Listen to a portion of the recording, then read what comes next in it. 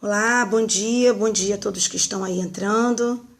Entrei um pouquinho atrasada por conta aqui dos meus conhecidos problemas com a internet, não vieram ainda trocar aqui a minha operadora como eu pedi, mas aí nós já estamos aqui, agora podemos começar o nosso scope da manhã. Bom dia, Fábio, bom dia a todo mundo. A Josi tá aí? Eu quero saber se a Josi da turma de Delta está aí, porque eu tô com ciúme dela.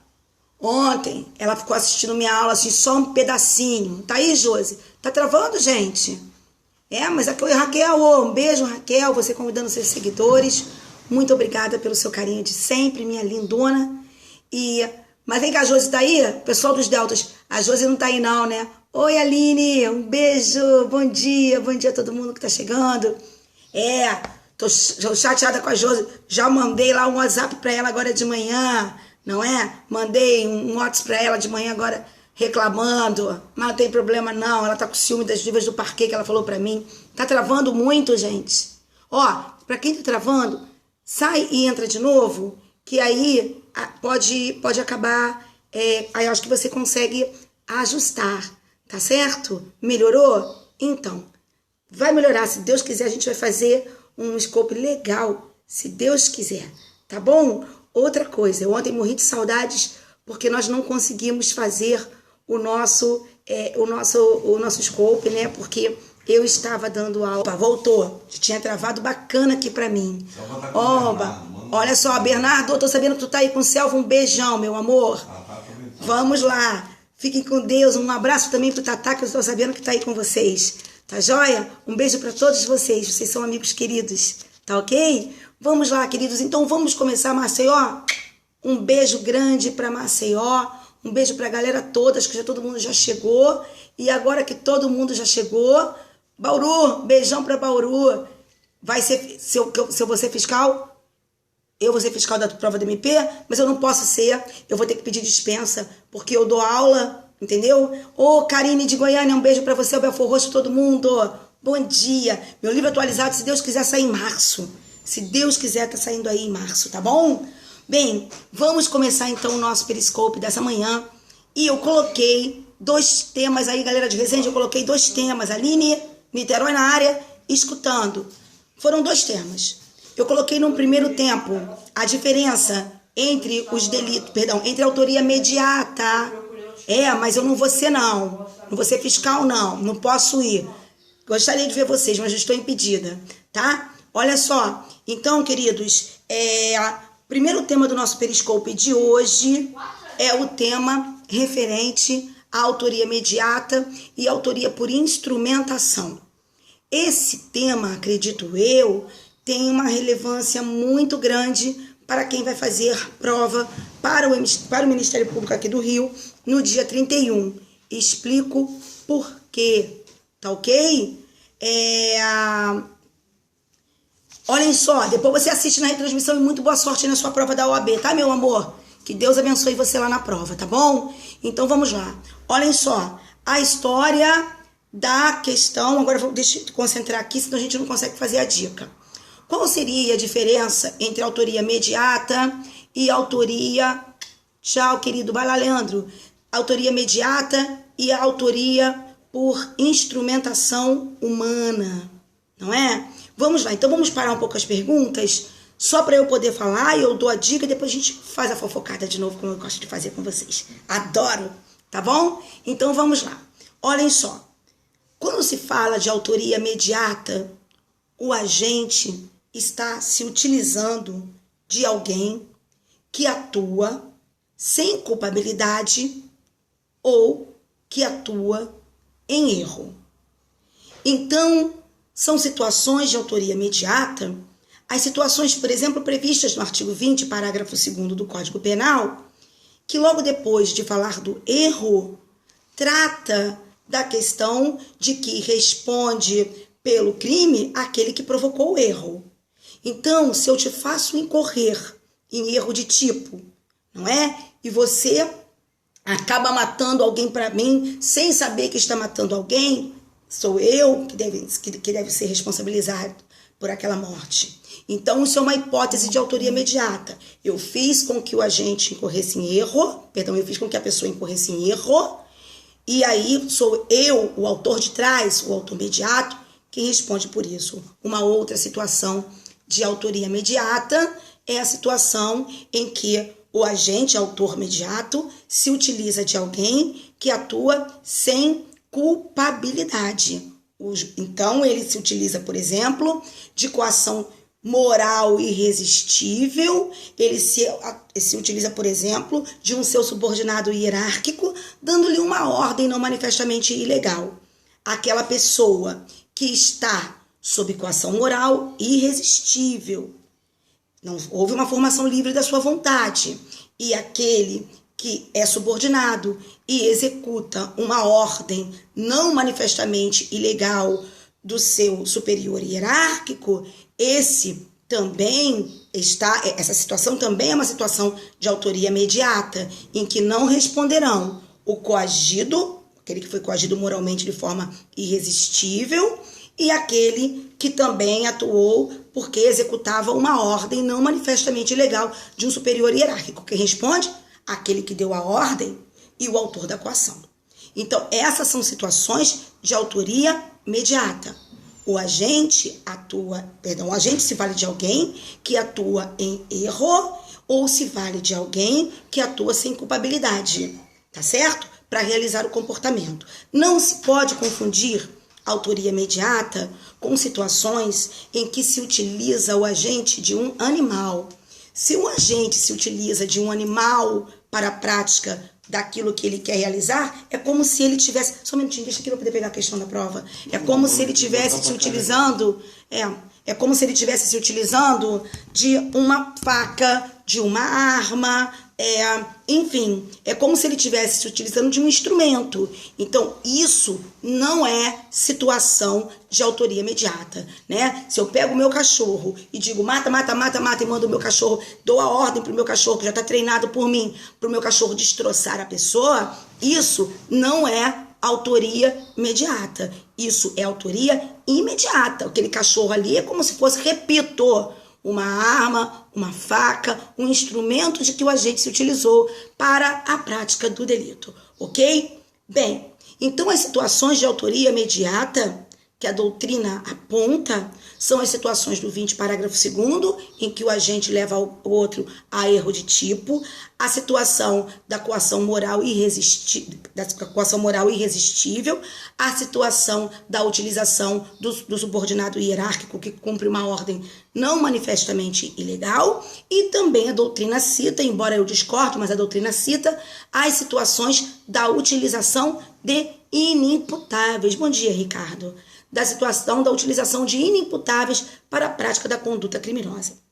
Isso são situações de autoria imediata. Utilização de animais não seria situação de autoria imediata. E ainda haveria uma outra situação que é criada pela doutrina, citada pela doutrina, inclusive há muito tempo já caiu em prova de OAB e muita gente errou. Eu falei aí dos inimputáveis, da utilização dos inimputáveis, tá ok? Muito bem, e muita gente errou, que é aquela situação em que o agente cria uma situação de legítima defesa em desfavor daquele contra quem deseja atuar, com relação àquele para quem deseja a ocorrência de um resultado naturalístico típico, que seria o exemplo, por exemplo, vamos imaginar, Arthur, Beto e Caio. Arthur quer a morte de Beto. Beto é um cara fortão, armário. Caio é um cara muito magrinho, um cara tranquilaço. Mas o Caio está armado, o Arthur sabe que o Caio está armado, e o Arthur, então, sabendo que o Caio está armado e querendo a morte de Beto, o que ele faz? Ele fica instigando o Beto para o Beto agredir o Arthur. Aí o Beto, o tal armário, agride o Arthur. E o Arthur, como no braço não teria como ganhar aquela batalha, o Arthur, para defender a sua integridade, efetua um disparo contra Beto, em legítima defesa. Nessa hipótese, o que vai acontecer? Nessa hipótese, se o Caio dispara contra Beto em legítima defesa, o Caio não praticou conduta típica e ilícita. Concorda comigo? Praticou conduta típica, mas não ilícita, porque ele estava em legítima defesa, né? Então, não há crime para o nosso amigo Caio. E a doutrina diz que, nessa hipótese, ele não poderia ser considerado partícipe de Caio, porque não há... o Caio não praticou conduta típica e ilícita, e para que ele respondesse por partícipe, seria necessário que o autor tivesse praticado conduta típica e ilícita por conta da teoria da acessoriedade limitada. Então, ele responde pela morte do Beto, o tal Arthur, aquele que provocou a situação, como autor imediato. Isso é uma citação de doutrina com a qual eu também não concordo, porque a base da autoria imediata é o domínio do fato, e eu não vejo domínio do fato nessa situação. Não há nenhum domínio do fato por parte de Arthur depois que se estabeleceu a confusão lá entre o Beto e o Caio. Porém, eu repito, o que eu acho pode ser importante numa aula, pode ser importante numa prova, pode ser pode ser importante numa prova que eu elabore, mas não é importante numa prova em que vocês tenham que dizer aquilo que querem que vocês digam. Eu sempre tenho isso como base nas minhas aulas, tá ok? Eu preparo concurseiro, eu preparo a galera que quer passar em concurso público, mas eu faço questão de preparar com o máximo de qualidade que eu tiver para dar, porque também para fazer coisas que a gente vê por aí, não rola, não é, gente? Porque também tem muita loucura, e loucura eu não vou ensinar vocês. Agora, escutem, se cair numa prova e perguntarem se isso é uma hipótese de autoria imediata, saibam que essa última hipótese que eu dei é uma hipótese de autoria imediata trazida pela doutrina. Sim. Muito obrigada, meu amor, pelo seu carinho, tá bom? Quem é que tá falando aí que eu não tô conseguindo ler direitinho, que mandou essa última mensagem? Muito bem. Então, essas são as situações de autoria imediata que não devem ser confundidas com a situação de autoria por instrumentação humana. Olha, gente, sabe quem fala isso? Quem fala isso é, por exemplo, o nosso examinador do Ministério Público aqui do Rio de Janeiro, o meu colega Alexandre Couto Jopper. O Jopper, ele fala da autoria por instrumentação humana, lá no seu livrinho, que é esse aqui, ó, que eu já mostrei para vocês, que a galera do MP, eu tô fazendo sempre os scopes a respeito, e lá, por exemplo, quem está fazendo comigo as turmas intensivas, né, no portal, eu também estou falando disso, a galera aí do Brasil todo que por acaso estiver fazendo o nosso online intensivo do portal, eu estou falando, a galera também que está fazendo os exercícios na Amperge, na Femperge, eu também estou falando sobre essas questões.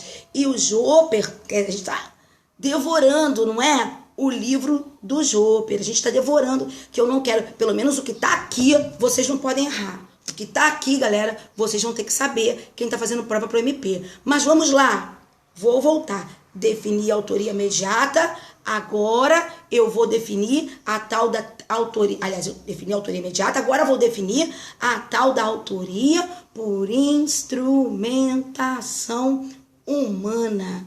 Essa que é dita pelo Jopper, quem tem o livro dele, lá na folha 147, na página 347. Sabe o que é autoria por instrumentação humana? É aquela em que o agente se utiliza de alguém, de uma outra pessoa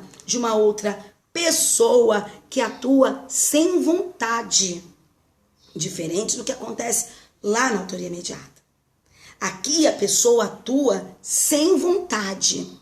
Um exemplo é a hipótese de utilização de força física, coação física irresistível.